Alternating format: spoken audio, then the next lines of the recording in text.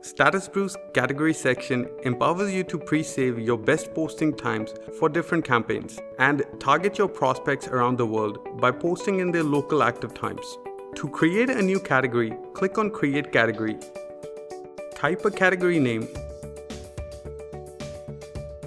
You can add times to all days of the week, weekdays, weekends, or specific days that you wish to push your posts on.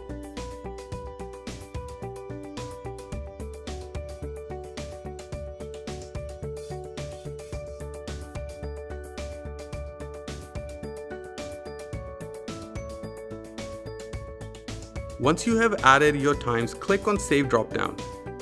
Now specify the time zone for these times in which you want to schedule your posts. To distinguish your category, choose the desired color and click Save. Now, you can use this category to schedule your content while creating a post or uploading a CSV. You can also edit or delete saved categories. For deactivating a category, click on Edit and simply pause the category.